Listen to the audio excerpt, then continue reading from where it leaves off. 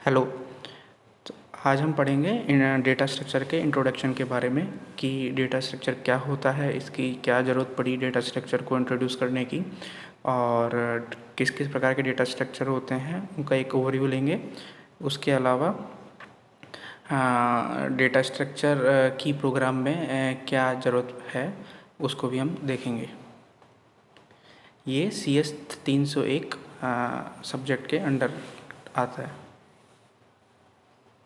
तो सबसे पहले एक गुड प्रोग्राम क्या होता है। तो प्रोग्राम बेसिकली एक प्रकार के किसी टास्क को या किसी प्रॉब्लम को सॉल्व करने के लिए कुछ इंस्ट्रक्शंस की एक ज़रूरत होती है। तो अगर सपोज़ कोई एक प्रॉब्लम है, एक टास्क है, उसको कंप्यूटर के द्वारा परफॉर्म करना है, तो कंप्यूटर के द्वारा परफॉर्म करने के लिए कंप्यूटर की लैंग्वेज में हमको कुछ इंस्ट्रक्शंस उसके अंदर कंप्यूटर के अंदर लिखने पड़ेंगे। तो कंप्यूटर के अंदर इंस्ट्रक्शंस लिखने को प्रोग्रामिंग कहते हैं कि कंप्यूटर के द्वारा जो भी टास्क परफॉर्म करना है उसको कंप्यूटर को बताना कि वो टास्क कैसे एग्जीक्यूट होगा। तो उसके लिए उस कंप्यूटर में इंस्ट्रक्शन लिखने पड़ेंगे। उन इंस्ट्रक्शन जो ये प्रोसेस हो गया उसको प्रोग्रामिंग कहेंगे, और जो इंस्ट्रक्शन लिखे हैं हमने किसी एक प्रोग्रामिंग लैंग्वेज में उसको हम प्रोग्राम कहते हैं। तो एक गुड प्रोग्राम क्या होता है, एक अच्छा कंप्यूटर प्रोग्राम क्या होता है। एक अच्छा कंप्यूटर प्रोग्राम जो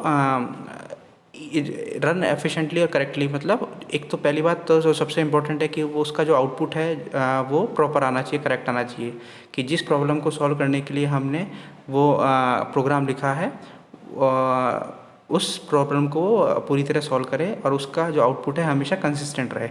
कि ऐसा नहीं है कि अभी प्रोग्राम रन कर रहे हैं तो उसका एक आउटपुट आ रहा है, नेक्स्ट टाइम रन करें तो सब अनदर आउटपुट आ रहा है। तो एक तो पहली बात कंसिस्टेंट होना चाहिए, करेक्ट होना चाहिए, और एफिशिएंट का मतलब वो थोड़ा एग्जीक्यूशन टाइम कम लेना चाहिए, कंपेरेटिवली फास्ट होना चाहिए, और उसकी वजह से कोई प्रॉब्लम क्रिएट, मतलब आपके कोई सिस्टम हैंग ना हो रहा है, ऐसी चीज़ें। उसके अलावा यूज़र फ्रेंडली इंटरफेस होना चाहिए। यूज़र फ्रेंडली इंटरफेस का मतलब कोई भी न्यू यूज़र है तो वो उसको इजीली एक्सेस कर पाए और उसको इजीली रन कर पाए। तो वो यूज़र फ्रेंडली होना चाहिए उसका interface. Easy to read and understand, जो आपने प्रोग्राम लिखा है, जो इंस्ट्रक्शंस लिखे हैं वो ऐसे जो कोई भी अगर प्रोग्रामर के अलावा जो भी कोई बंदा है वो उसको वो इजीली रीड कर पाए और अंडरस्टैंड कर पाए। ऐसा नहीं कि बहुत ज़्यादा उसको कॉम्प्लेक्स बना दिया है और उसकी रीडेबिलिटी बिल्कुल ज़ीरो हो रही है, तो वैसा नहीं होना चाहिए। और डीबग ईजिली हो जाना चाहिए। प्लस उसके अलावा कई बार क्या होता है कि कोई प्रोग्राम बनाया और उसके बाद लेटर टाइम में उसमें कोई फंक्शनलिटी ऐड करने की बात होती है या कोई फंक्शनलिटी हटाने की होती है, तो बेसिकली आपको उसको मॉडिफाई करना पड़ता है। तो जो प्रोग्राम जो लिखा जाता है वो इस वे में लिखा जाए कि आगे जाके उसको ईजिली मॉडिफाई किया जा सके। तो उस मॉडिफाई किया जा सके इसलिए जो गुड प्रोग्राम की क्या इंडिकेशन है कि वो मॉडिफाई भी इजीली हो सके, तो इसलिए उसका मेंटेनिंग और मॉडिफिकेशन आगे जाके फ्यूचर में इजीली हैंडल हो सके, तो वो एक गुड प्रोग्राम होगा। तो किसी प्रोग्राम में बेसिकली दो इम्पोर्टेंट चीज़ होती है कि उस प्रोग्राम, एक तो एल्गोरिथम हो गया, एक डेटा स्ट्रक्चर हो गया। तो एल्गोरिथम मीन्स कि उस प्रोग्राम को आप क्या वे है उसको सॉल्व करने का, step by step process basically. अगर सपोज़ आपको एक केवल 2 नंबर को ऐड करना है या किसी की परसेंटेज कैलकुलेट करनी है, तो आपको उसको फार्मूला पता होना चाहिए कि इसकी परसेंटेज कैलकुलेट कैसे होती है, और जो भी स्टेप्स हैं तो वो बेसिकली आपको आइडेंटिफाई करने होते हैं कि इस प्रॉब्लम को सॉल्व करने के लिए मेरे पास ये स्टेप्स हैं, और इन स्टेप्स को अगर फॉलो किया जाएगा तो एट द एंड जो आउटपुट है और रिजल्ट वो करेक्ट आएगा। तो एल्गोरिथम क्या हो गया, एक आपका स्टेप बाय स्टेप प्रोसेस जिसके द्वारा आप उस प्रॉब्लम को सॉल्व करने जा रहे हो। फिर उसके बाद क्या हो गया, डेटा स्ट्रक्चर। डेटा स्ट्रक्चर की उस प्रॉब्लम, जब आपने आप एक बार एल्गोरिथम लिख दी, आपको प्रॉब्लम, आपको वे पता चल गया कि कैसे मेरे को सॉल्व करना है। अब उसके बाद आप जब टेक्निकल टर्म में जाओगे कि उसमें जो डेटा है उसको मैं कैसे हैंडल करूँगा, मेमोरी में वो कैसे स्टोर होगा, किस प्रकार से मैं इसको स्टोर करूँ कि वो एफिशिएंट बनेगा, फास्टर एक्सेस हो पाएगा, मेरा जो एग्जीक्यूशन टाइम कम होगा। तो ये सब डिपेंड करता है आप कौन सा डेटा स्ट्रक्चर यूज़ कर रहे हो। तो कोई भी प्रोग्रामर को एक प्रोग्राम लिखने से पहले दो चीज़ें याद रखनी पड़ती है कि एक तो एल्गोरिथम हो गया कि इस प्रॉब्लम को मैं कैसे सॉल्व कर रहा हूँ, उसका प्रोसेस क्या है, स्टेप्स क्या है, उसके अलावा मैं कौन कौन से डेटा स्ट्रक्चर इसमें यूज़ कर सकता हूँ। और वो डेटा स्ट्रक्चर कैसे यूज़ करोगे आप अपने रिक्वायरमेंट के अकॉर्डिंग, कि सपोज़ मेरे को अभी केवल नॉर्मल सिंपल डेटा स्टोर करना है, फास्ट एक्सेस हो जाए तो मैं एरे यूज़ कर रहा हूँ, कम डेटा है मैं एरे यूज़ कर रहा हूँ। तो जो भी वो आप अगर आगे अपन पढ़ेंगे कि कौन कौन से डेटा स्ट्रक्चर होते हैं, बट डेटा स्ट्रक्चर को पिक करना it's up to the requirement, कि आपकी रिक्वायरमेंट क्या है प्रोग्राम में, उसके अकॉर्डिंग डेटा स्ट्रक्चर पिक किएंगे। तो बेटर डेटा स्ट्रक्चर पिक करने का मतलब है आपका जो प्रोग्राम है वो एफिशिएंट होगा।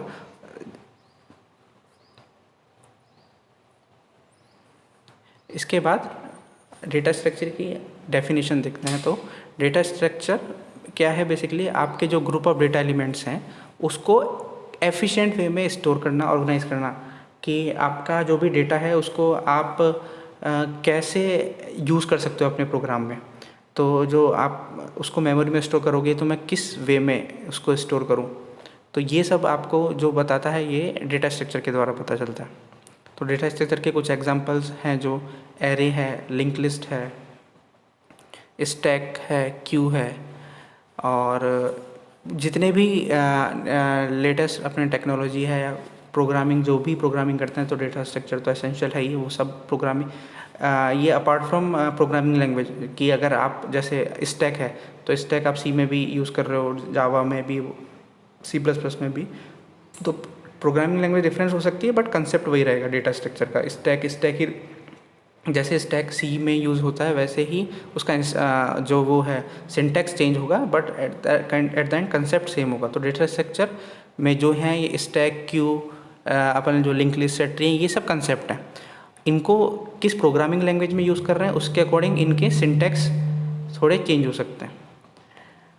तो जितने भी डेटा, जैसे आप कंप्यूटर साइंस के एस्पेक्ट इसमें ऑपरेटिंग सिस्टम है, कंपाइलर डिज़ाइन है, आर्टिफिशियल इंटेलिजेंस है, ग्राफिक्स, सभी जहाँ जहाँ भी आप कोडिंग कर रहे हैं प्रोग्रामिंग लैंग्वेज में वहाँ पे आप डेटा स्ट्रक्चर का यूज़ करेंगे। फिर इसके बाद एक इम्पॉर्टेंट टॉपिक आता है कि वाई डेटा स्ट्रक्चर, ऐसी क्या हमको इम्पोर्टेंस पड़ी है, ज़रूरत पड़ी है, रिक्वायरमेंट कि डेटा स्ट्रक्चर को एक प्रोग्राम में यूज़ किया जाए।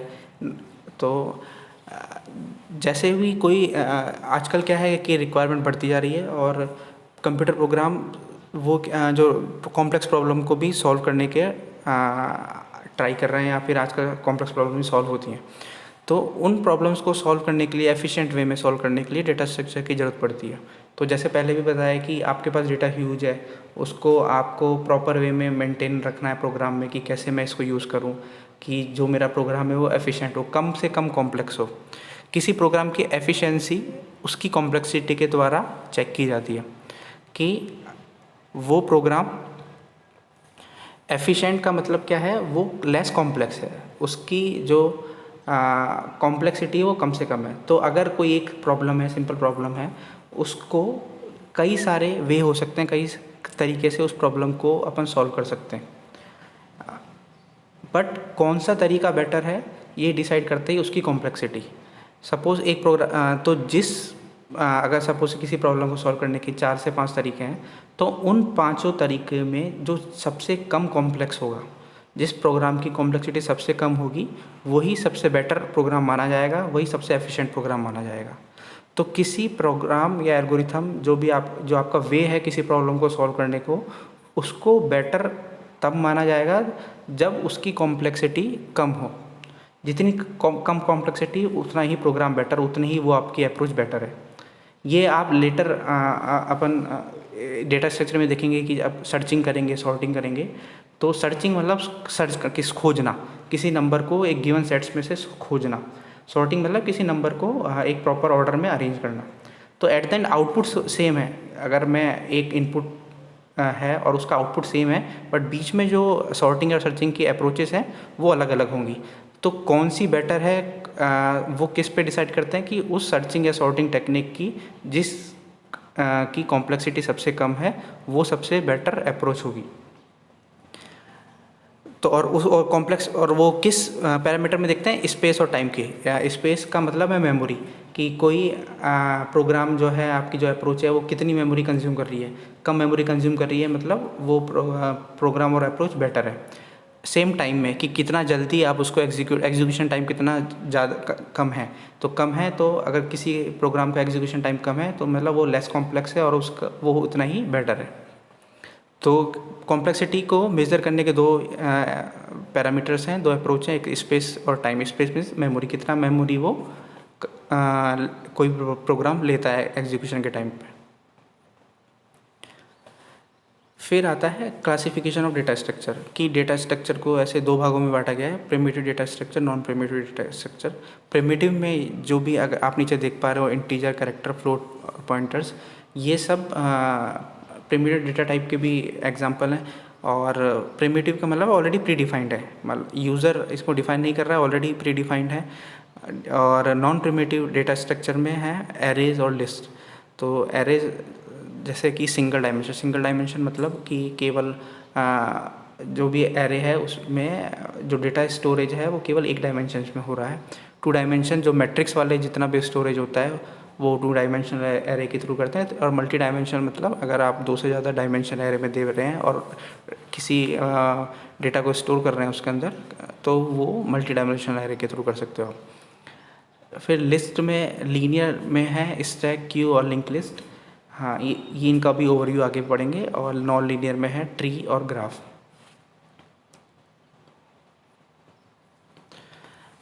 तो और इसको डेटा स्ट्रक्चर को और थोड़ा कैटेगराइज करें तो जैसे सब पहले हो गया लीनियर।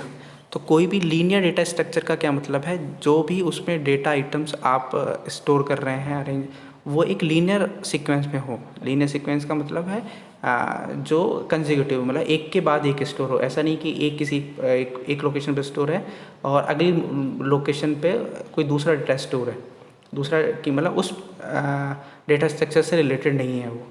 तो ऐसा नहीं होना चाहिए। तो लीनियर का मतलब जैसे एरे है, तो एरे में क्या होता है, जितने भी अगर सपोज आपने 10 नंबर का एक एरे बनाया, तो जितने भी जो ये 10 एलिमेंट आप एरे में स्टोर कर रहे हो वो कंसेक्यूटिव लगातार जो मेमोरी लोकेशंस पे है उस पर स्टोर होगी।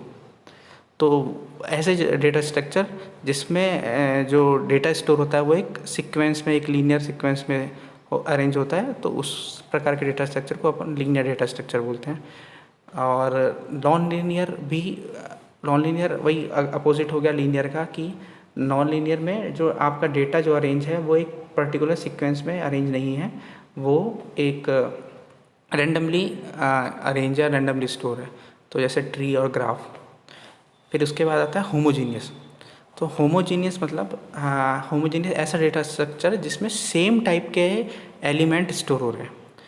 तो जैसे एरे, अगर मैंने एक इंटीजर टाइप का एरे बनाया, तो इंटीजर टाइप का एरे का क्या मतलब, अगर 10 साइज़ का इंटीजर टाइप का एक एरे है तो इसमें जितने भी 10 एलिमेंट स्टोर होंगे वो सभी इंटीजर टाइप के होंगे। ऐसा नहीं कि मैं उसमें कैरेक्टर स्टोर कर रहा हूँ या कोई फ्लोट नंबर स्टोर कर रहा हूँ। तो होमोजीनियस डेटा स्ट्रक्चर वो हो गए ऐसे डेटा स्ट्रक्चर जिसमें सेम टाइप का मतलब सेम डेटा टाइप का जो एलिमेंट्स हैं वो स्टोर हो रहे हैं।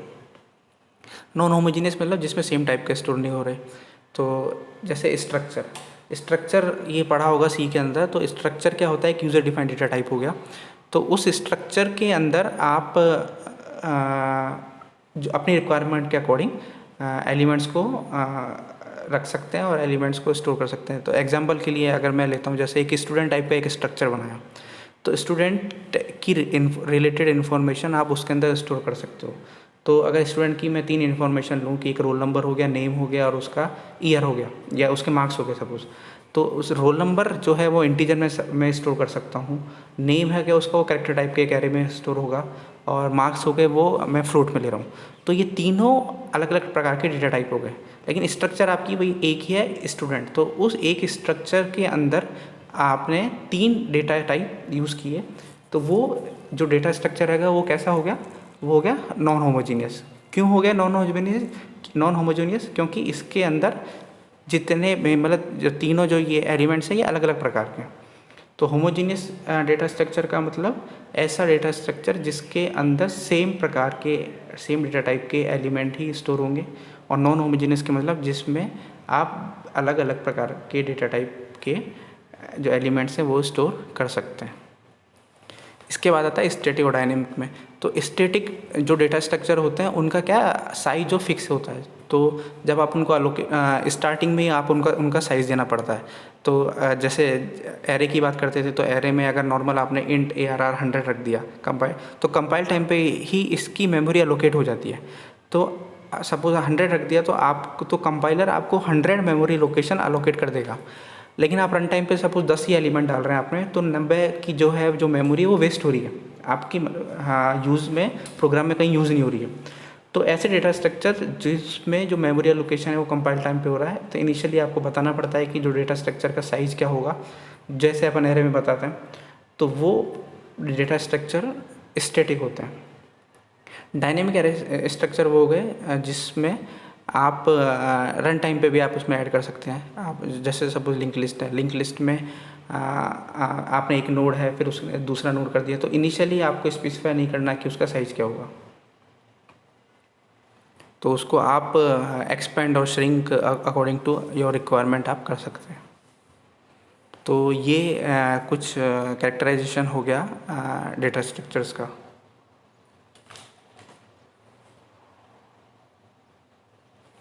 तो अब कुछ डेटा स्ट्रक्चर्स की एक ओवरव्यू देख लेते हैं। तो इसमें एक सबसे पहला हो गया स्टैक। तो स्टैक एक लीनियर डेटा स्ट्रक्चर है जो कि लीफो ऑर्डर पे काम करता है। LIFO means last in first out. तो अगर एक इसका रिप्रेजेंटेशन देखें स्टैक का, तो अगर सपोज ये एक एरे हो गया, तो एज ए स्टैक की तरह ये कब काम करेगा, तो लास्ट इन फर्स्ट आउट का क्या मतलब है कि जो सबसे लास्ट में एलिमेंट आ रहा है वो ही सबसे पहले बाहर जाएगा। तो सपोज़ मेरे पास 1 2 3 और 3 एलिमेंट हैं, तो जो सबसे पहले एलिमेंट कौन सा आया 1, तो 1 सबसे लास्ट में ये जाएगा, सबसे पहले स्टोर हुआ 1, उसके बाद 2 आया तो 2 यहाँ पे जाएगा, फिर उसके बाद 3 आया तो 3 यहाँ पे जाएगा। तो इसको क्या बोलते हैं, जो एलिमेंट इंसर्शन के प्रोसेस को क्या बोलते हैं आप, पुश। वो डिटेल में आगे पढ़ेंगे जब स्टैक पूरा डिटेल में पढ़ेंगे। तो अभी के लिए वो लास्ट इन फर्स्ट आउट को समझाने के लिए आप देख सकते हैं। तो अगर मैंने 1 2 3 एलिमेंट जो हैं वो ऐसे पुश हो रहे हैं स्टैक के अंदर, तो इस केस में सबसे जो लास्ट में एलिमेंट, सबसे जो स्टैक में सबसे लास्ट में जो इंसर्ट हुआ, सबसे लास्ट में 3 इंसर्ट हुआ, तो जब पॉप करेंगे बाहर निकालेंगे एलिमेंट को, तो सबसे पहले जाएगा 3, उसके बाद जाएगा 2 और उसके बाद जाएगा 1। तो इसीलिए जो स्टैक की इस प्रॉपर्टी के कारण ही ये है लास्ट इन फर्स्ट आउट, कि जो सबसे लास्ट में एलिमेंट पुश हुआ है वो ही सबसे पहले बाहर जाएगा, वही सबसे पहले पॉप होगा। ठीक है, तो इसलिए जो स्टैक के और सिंपल लैंग्वेज में ये भी बोल सकते हैं कि जो टॉप ऑफ द स्टैक होता है वही वाला एलिमेंट सबसे बाहर जाता है। तो इस टाइम पे टॉप ऑफ द एलिमेंट 3 है, जब 3 चला जाएगा तो टॉप पे कौन सा रहेगा, 2 रहेगा, तो 2 जाएगा, उसके बाद फिर 1 जाएगा। तो जितने भी रिकर्सिव फंक्शंस हैं, फंक्शन कॉलिंग है, ये सब स्टैक वाला जो ये है कंसेप्ट वो फॉलो करते हैं। तो अगर आपको रिकर्सिव फंक्शन समझना है कि रिकर्जन कैसे काम करता है, तो उसके लिए आपको स्टैक की इस प्रॉपर्टी का ध्यान होना चाहिए जो कि है लास्ट इन फर्स्ट आउट।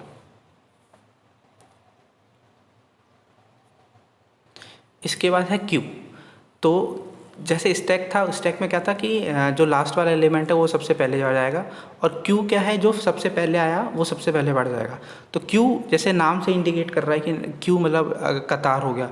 तो क्यू आप रियल लाइफ में, रियल टाइम एग्जांपल में बहुत जगह देखा होगा। जैसे अगर आप एक कोई ट्रेन का टिकट, ट्रेन के काउंटर पे आप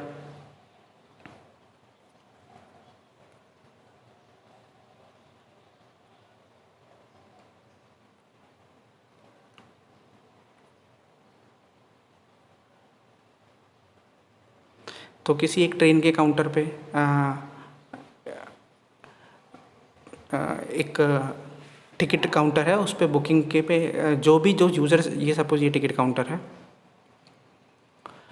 जो सबसे पहले ये फर्स्ट पर्सन है जो टिकट की लाइन में लगा है, फिर सेकंड, फिर थर्ड, फिर फोर्थ, ऐसे। तो जो सबसे पहले क्यू में है वो सबसे पहले टिकट लेगा और सबसे पहले क्यू से बाहर आएगा। फिर इसके बाद सेकंड वाला पर्सन आएगा, फिर थर्ड वाला पर्सन आएगा, फिर फोर्थ वाला पर्सन आएगा। तो क्यू में क्या होता है, जो सबसे पहले क्यू में, जो सबसे पहले लाइन में है, वो सबसे पहले बाहर जाएगा। तो इसीलिए क्यू किस पे काम करता है, first in first out. First in का मतलब जो क्यू में सबसे पहले एंटर हुआ, फर्स्ट आउट का मतलब वो जो वही क्यू में सबसे पहले बाहर जाएगा। तो एरे की टर्म में देखें तो अगर यहाँ पे 1 2 5 ऐसे स्टोर है, तो सबसे पहले 1 आया तो सबसे पहले क्यू से 1 बाहर जाएगा, उसके बाद 2 बाहर जाएगा, फिर उसके बाद 5 बाहर जाएगा। तो जो क्यू की एप्लीकेशन, जो सीपीयू शेड्यूलिंग है, डिस्क शेड्यूलिंग है, इनपुट आउटपुट बफर है, ये सब क्यू के कंसेप्ट पे काम करते हैं। इसके बाद आता है लिंक लिस्ट। तो लिंक लिस्ट में क्या है, बेसिकली ये नोड के जो इसमें एलिमेंट्स हैं वो नोड के फॉर्म में स्टोर होते हैं। तो इसका सबसे जो एरे से जो बेटर वो इसलिए है कि एक तो ये नॉन लीनियर हो गया। नॉन लीनियर ऐसा होगा कि सपोज़ ये 10 किसी एक, जो पहला नोड है किसी एक एड्रेस पे स्टोर है, तो दूसरा नोड ज़रूरी नहीं है कि उसके कंसेक्यूटिव मेमोरी लोकेशन पे स्टोर हो, वो रैंडमली कहीं पे भी स्टोर होता है। तो एरे में अगर ऐसा होता है कि सपोज़ आपको 10 साइज़ का एक एरे चाहिए, तो टोटल जो मेमोरी लोकेशंस हैं वो तो 10 उस मेमोरी में फ्री हैं, बट कंसेक्यूटिव नहीं है वो। तो कंसेक्यूटिव नहीं है तो उस केस में आप 10 साइज़ का एक एरे मेमोरी में नहीं बना सकते, मेमोरी आपको अलोकेट होगी नहीं, कंपाइलर मना कर देगा। बट लिंक लिस्ट के केस में वो हो जाएगा। क्यों हो जाएगा कि टोटल नंबर ऑफ जो मेमोरी लोकेशंस हैं वो तो फ्री हैं, बट वो कंसेक्यूटिव नहीं है, तो लिंक लिस्ट में वो चल जाता है कि क्योंकि लिंक लिस्ट में जो एक नोड दूसरे नोड से उसके एड्रेस के थ्रू कनेक्ट रहता है। तो किसी नोड को ये एक लीनियर लिंक लिस्ट हो गई। तो इसमें ये एक नोड हो गया, तो ये 1 2 3 ऐसे नोड हैं। तो नोड के 2 पार्ट में डिवाइड कर रखा है। एक हो गया उसका डेटा पार्ट कि इस पर डेटा स्टोर होगा, और इस वाले पार्ट में ये नेक्स्ट है। ये नेक्स्ट का मतलब क्या है, इसका जो अगला जो नोड है उसका एड्रेस रखेगा। सपोज इसका एड्रेस 104 है, तो इस नेक्स्ट में क्या आएगा 104। सेम ये जो एलिमेंट में जो ये नेक्स्ट है, ये क्या रखेगा, ये इस वाले अगले वाले नोड का एड्रेस रखेगा, और हेड स्टार्टिंग नोड को पॉइंट करता है। अब चूंकि सबसे जो लास्ट वाली एलिमेंट है वो किसी नोड को पॉइंट नहीं कर रहा, क्योंकि उसके आगे कोई नोड नहीं है, तो वो नल रखेगा। तो लिंक लिस्ट में जो सबसे लास्ट वाला नोड रहता है वो किसी को पॉइंट नहीं करता, तो उसके जो एड्रेस पार्ट में नल स्टोर रहता है, नल रहता है।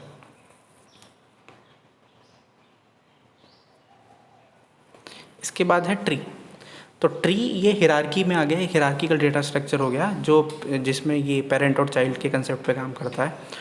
तो इस प्रकार के डेटा स्ट्रक्चर में जैसे आप देख पा रहे हो सबसे नीचे, तो ये रूट है। तो नोड्स जो स्टोर हैं तो पेरेंट और चाइल्ड के रिलेशन पे रहते हैं। तो ये पहला वाला अगर ये पेरेंट मान रहे हैं तो इसका ये चाइल्ड हो गए, सेम इस पेरेंट के ये सब चाइल्ड नोड हो गए। तो इस प्रकार ये ट्री हिरार्किकल एक डेटा स्ट्रक्चर होता है, जिसमें और ये जो नोड्स हैं वो आपस में एजेस के द्वारा कनेक्टेड रहते हैं। तो ये जो लाइंस हैं ये सब इनकी एजेस हो गए।